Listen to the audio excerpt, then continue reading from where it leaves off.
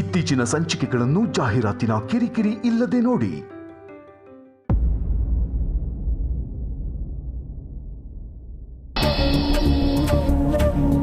ಹೇಳು, ಏನು ಹೇಳಕ್ ಟ್ರೈ ಮಾಡ್ತಿದ್ಯಲ್ಲ?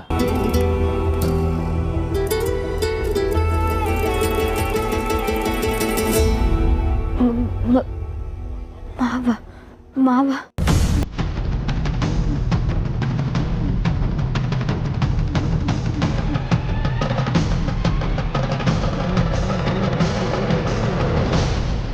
ಕೆಫೆಗೆ ಹೋಗಿರ್ಬೇಕು. ನೀನು ನೋಡಿ.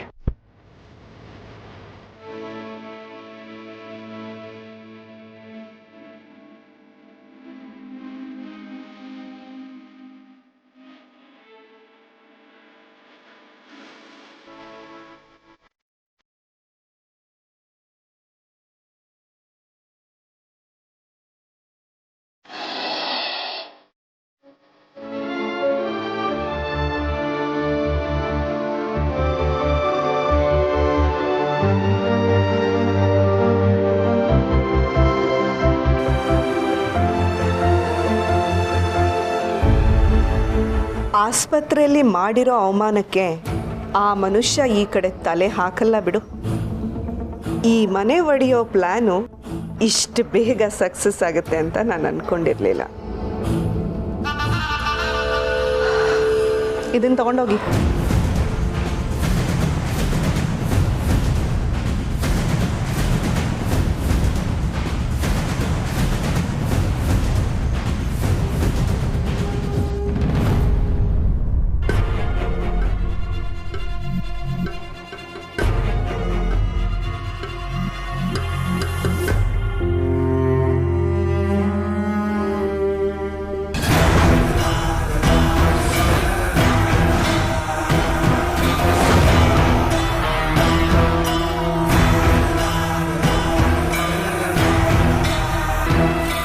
ಶಾರ್ವರಿ, ಭಾವ, ಪೂರ್ಣಿ ರೂಮಲ್ಲಿದ್ದಾಳ?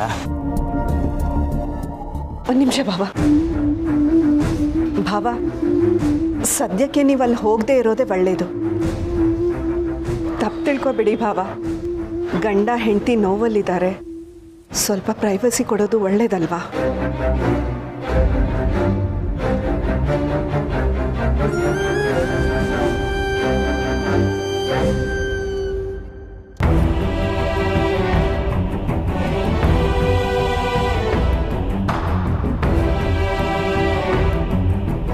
ಸರಿ, ನಾನು ನನ್ನ ರೂಮ್ಗೆ ಹೋಗ್ತೀನಿ.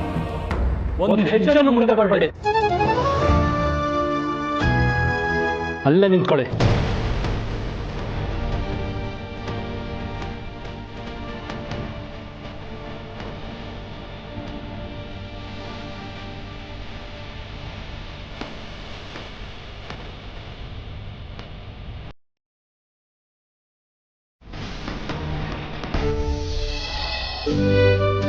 ದೇಹಕ್ಕೆ ಆರೋಗ್ಯ ನೀಡುವಂತಹ ಮಂಗಳೂರಿನ ಸ್ಪೆಷಲ್ ರೆಸಿಪಿ ಅರಿಶಿಣದೆಲೆ ಸಿಹಿ ಕಡುಬು ಮಾಡೋದು ಹೇಗೆ ಅಂತ ತಿಳಿಸ್ಕೊಡ್ತಾರೆ.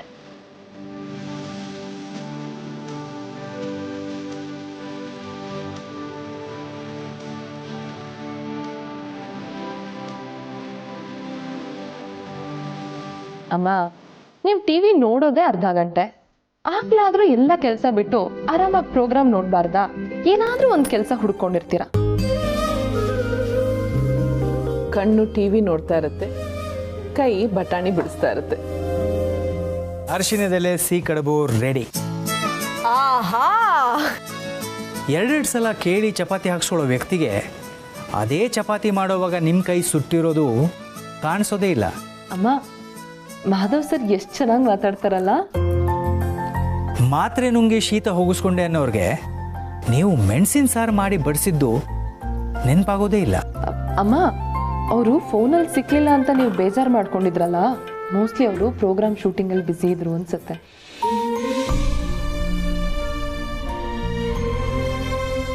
ಯಾಕಮ್ಮ, ಮಾಧವ್ ಸರ್ ಪ್ರೋಗ್ರಾಮ್ ಬರ್ತಿದ್ರು, ನೀವೇನೋ ಯೋಚನೆ ಮಾಡ್ಕೊಂಡು ಕೂತಿದ್ದೀರಾ? ಏನಾಯ್ತಮ್ಮ? ನಾನು ಈ ಎಪಿಸೋಡ್ ಮೊದಲೇ ನೋಡಿದ್ದೀನಿ ಪುಟ್ಟ. ಇದು 144ನೇ ಎಪಿಸೋಡು. ಹೌದಾ? ರಿಪೀಟ್ ಟೆಲಿಕಾಸ್ಟಾ? ಹೌದು ಪುಟ್ಟ.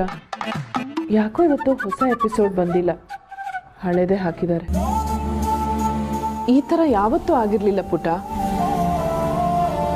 ನಾನು ಕೆಫೆಗೆ ಫೋನ್ ಮಾಡಿದ್ನ, ಅಲ್ಲಿ ಆ ಹುಡುಗಿ ಮಾಧವ್ ಅವರು ಬ್ಯುಸಿ ಅಂತ ಹೇಳಲಿಲ್ಲ. ಅವ್ರಿಗೆ ಯಾರ ಹತ್ರನೂ ಮಾತಾಡೋ ಮನಸ್ಸಿಲ್ಲ ಅಂದ್ಲು. ದೇವಸ್ಥಾನದಲ್ಲಿದ್ದಾಗ ಫೋನ್ ಮಾಡಿದ್ನಲ್ಲ, ಆಗಲೂ ಮಾಧವ್ ಅವರು ನನಗೆ ಯಾರ ಹತ್ರನೂ ಮಾತಾಡೋ ಮನಸ್ಸಿಲ್ಲ ಅಂತಲೇ ಹೇಳಿದ್ದು.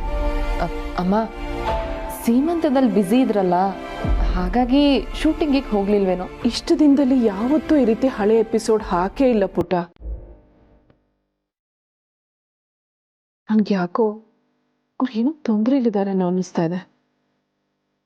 ಅಮ್ಮ, ನಾನು ಆಮೇಲೆ ಪೂರ್ಣಿಗೆ ಫೋನ್ ಮಾಡಿ ನೋಡ್ತೀನಿ. ನಾನು ನೀವು ಎಷ್ಟು ಕ್ಲೋಸ್ ಇದ್ದೀವೋ ಮಾಧವ್ ಸರ್ ಮತ್ತೆ ಪೂರ್ಣಿ ಅಷ್ಟೇ ಕ್ಲೋಸ್ ಆಗಿದ್ದಾರೆ. ಅಕಸ್ಮಾತ್ ಮಾಧವ್ ಸರ್ಗೆ ಏನಾದರೂ ಬೇಸರ ಆಗಿದ್ರೆ ಪೂರ್ಣಿ ಹತ್ರ ಡಿಸ್ಕಸ್ ಮಾಡೇ ಮಾಡಿರ್ತಾರೆ.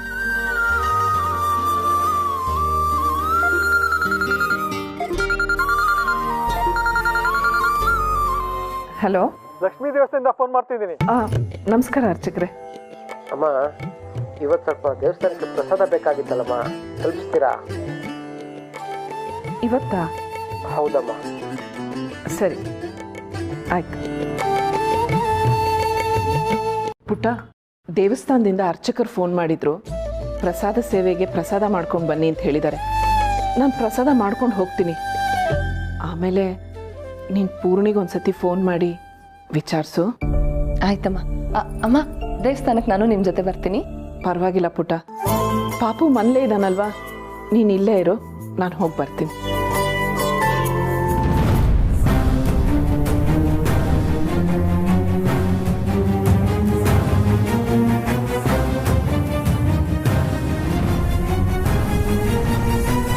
ನನ್ನ ಕಣ್ಮುಂದೆ ಮತ್ತೆ ಬರಬೇಡಿ ಅಂತ ಹಾಸ್ಪಿಟ್ಲಲ್ಲಿ ಹೇಳಿದೆ ತಾನೆ, ಮತ್ತೆ ಯಾಕೆ ಬಂದ್ರಿ?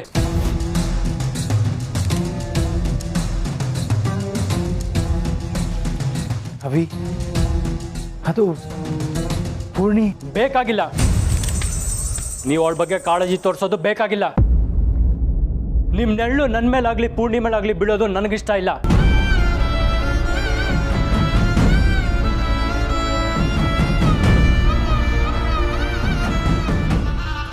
ಅವಿ, ಏನ್ ಮಾತಾಡ್ತಿದ್ಯಾ ನೀನು? ಚಿಕ್ಕಮ್ಮ ಪ್ಲೀಸ್, ಹಾಸ್ಪಿಟ್ಲಲ್ಲಿ ಮಾತಾಡಿದ್ದು ಈ ಮನುಷ್ಯನ್ಗೆ ಅರ್ಥ ಆಗಿದೆ ಅನ್ಕೊಂಡಿದ್ದೆ.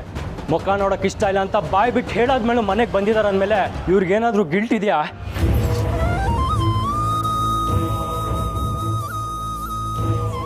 ಚಿಕ್ಕ ಯಜಮಾನ್ರು ಯಾಕೆ ತಪ್ಪು ತಿಳ್ಕೊಂಡಿದ್ದಾರೆ?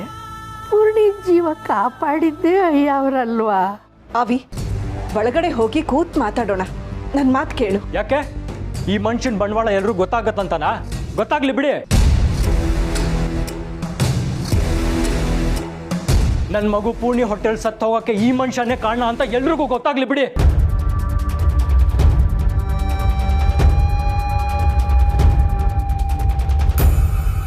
ಅವಿ, ನಿನ್ ಕೋಪದಲ್ಲಿ ಏನೇನೋ ಮಾತಾಡ್ತಿದ್ಯಾ. ಇದರಿಂದ ಭಾವನ್ ಮನಸ್ಸಿಗೆ ಎಷ್ಟು ನೋವಾಗುತ್ತೆ ಗೊತ್ತಾ? ಅವ್ರು ಮಾಡಿದ ಕೆಲಸಕ್ಕೆ ನನಗೆ ನೋವಾಗಿಲ್ವಾ? ಅವತ್ತು ಪೂರ್ಣಿನ ಹಾಸ್ಪಿಟಲ್ ಕರ್ಕೊಂಡು ಹೋಗಿದ್ದು ಇವರೇ, ದಿನ ಅವಳಿಗೆ ಮೆಡಿಸಿನ್ ಕೊಡ್ತಿದ್ದು ಇವರೇ.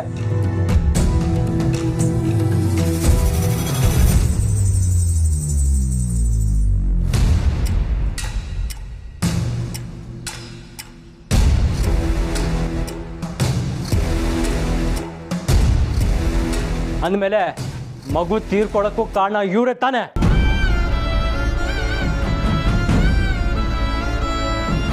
ಪೂರ್ಣಿಯನ್ನ ನಂಬಿ ತಲೆ ಮೇಲೆ ಕೂಡ್ಸ್ಕೊಂಡಿದ್ದಕ್ಕೆ ತಕ್ಕ ಶಾಸ್ತಿ ಮಾಡಿದ್ರು.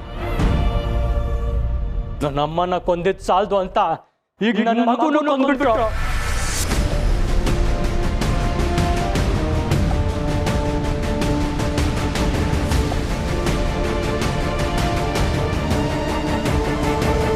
ಅವಿ,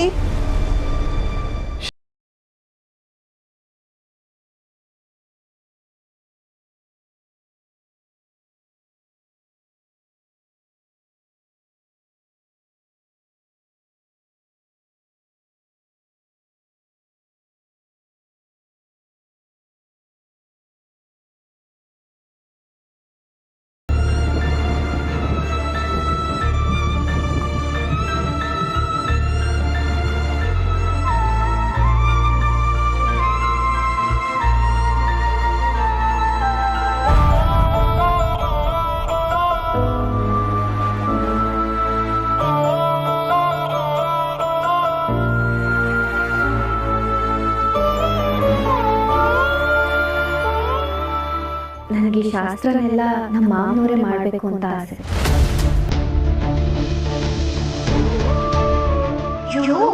ನೀವು ಊಟ ಬಡಿಸಿದ್ರೆ ಮಾತ್ರ ಊಟ ಮಾಡೋದು ಅಂತಿದ್ದಾರೆ. ನಾನೇನ್ ಮಾಡಲಿ?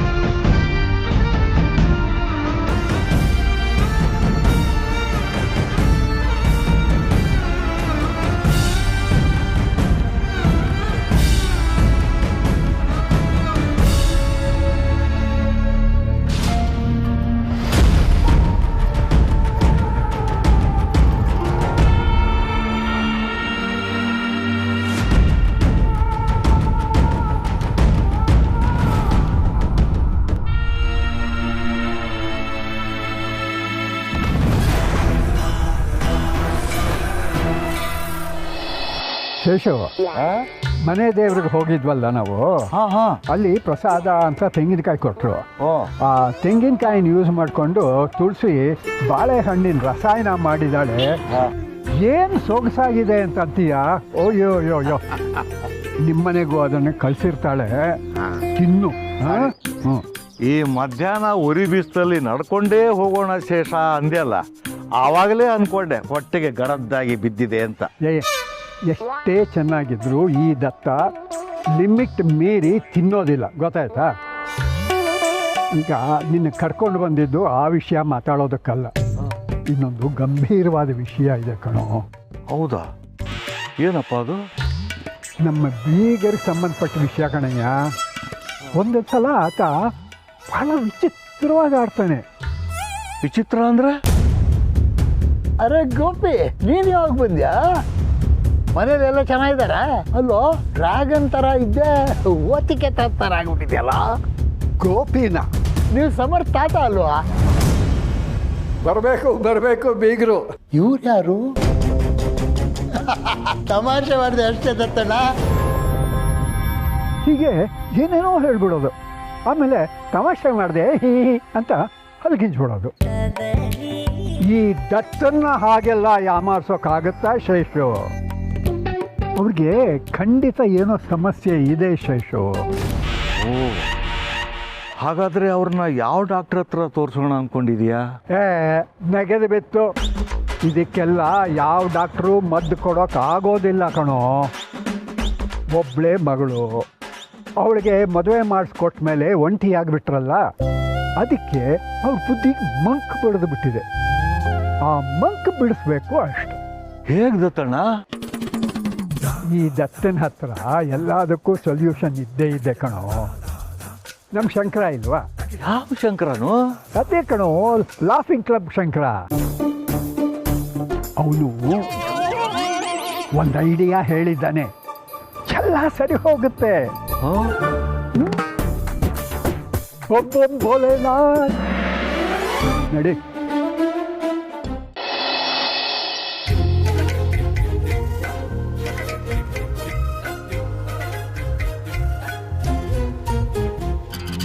ಸಮರ್ಥ್, ಹೇಳೋ, ಊಟ ಮಾಡಿ ಮಲ್ಕೋಬೋದಂತೆ.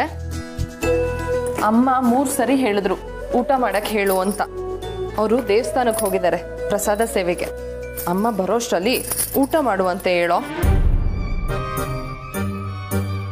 ಎಲ್ಲ ಕಳ್ಳ, ರೆಸ್ಟ್ ಮಾಡ್ತೀನಿ ಅಂತ ಹೇಳಿ ಗಡತ್ತಾಗಿ ನಿದ್ದೆ ಮಾಡ್ತಿದ್ಯಾ? ಹೇಳು ಸಮರ್ಥ್.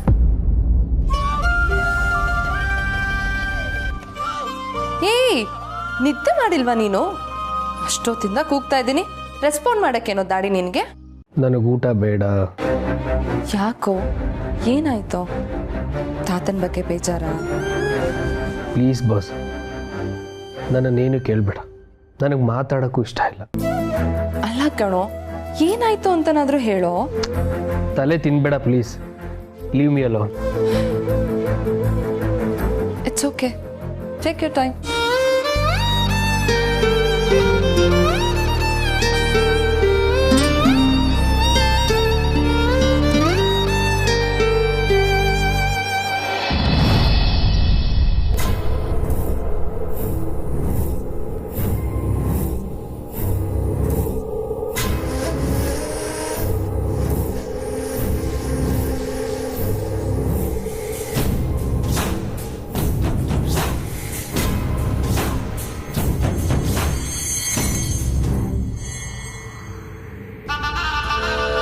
ಈ ಸೆಲಿಬ್ರೇಷನ್ಗೆ ಅದು ಎಷ್ಟು ದಿನದಿಂದ ಕಾಯ್ತಿದ್ನೋ ಕೊನೆಗೂ ಅದು ಆಗ್ತಿದೆ ರೀ.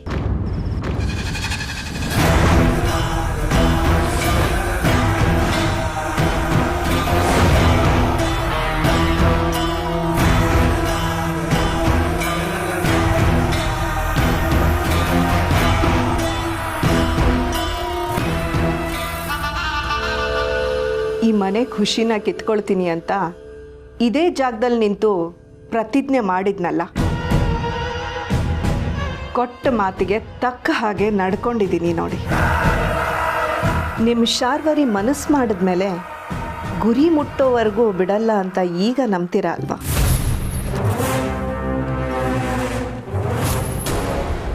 ತಮ್ಮದೇ ಮನೆಯಿಂದ ತಾವೇ ಆಚೆ ಹೋಗೋ ಪರಿಸ್ಥಿತಿ ನಿಮ್ಮ ಅಣ್ಣನಿಗೆ ಯಾವತ್ತೋ ಬರಬೇಕಿತ್ತು. ಆದರೆ ಅದು ಇವತ್ತು ಬಂತು. ಇಷ್ಟು ದಿನ ನಾನು ಅನುಭವಿಸಿದ ಸಂತಾನ ಇವತ್ತು ನಿಮ್ಮ ಅಣ್ಣನ ಮುಖದಲ್ಲಿ ನೋಡಿದೆ. ಒಂಥರ ಸಮಾಧಾನ ಆಯಿತು. ವಿಪರ್ಯಾಸ ಏನು ಗೊತ್ತಾ, ನಿಮ್ಮ ಅಣ್ಣ ಈ ಮನೆಯಲ್ಲಿ ತುಂಬ ಇಷ್ಟಪಡೋರು ಅಂದರೆ ನೀವು ಮತ್ತೆ ಪೂರ್ಣಿ. ಆದರೆ ಇವತ್ತು ಈ ಮನೆಯಿಂದ ಆಚೆ ಹೋಗುವಾಗ ನಿಮ್ಮಿಬ್ರಿಗೂ ಒಂದು ಮಾತು ಹೇಳಕ್ಕಾಗ್ಲಿಲ್ಲ ಆಸಾಮಿಗೆ. ಆ ದೃಶ್ಯ ನೋಡಕ್ಕೆ 2 ಕಣ್ಣು ಸಾಲ್ತಿರ್ಲಿಲ್ಲ ರೀ.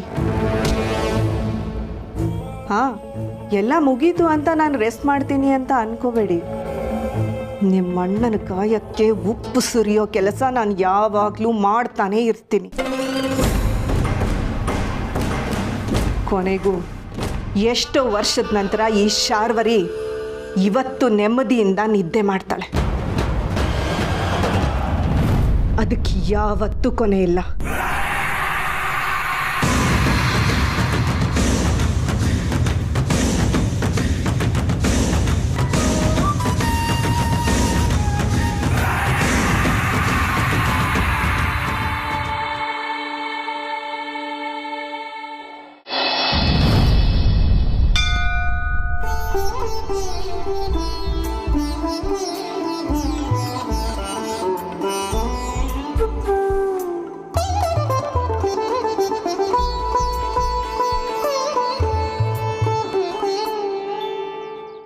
ದೇವ್ರೆ, ನಾನಿವತ್ತು ದೇವಸ್ಥಾನಕ್ಕೆ ಬರ್ತೀನಿ ಅಂತ ಅಂದ್ಕೊಂಡಿರಲಿಲ್ಲ. ಆದರೆ ಪ್ರಸಾದದ ಸೇವೆ ಹೆಸರಲ್ಲಿ ನೀನು ನನ್ನ ಕರೆಸ್ಕೊಂಡಿದೀಯ.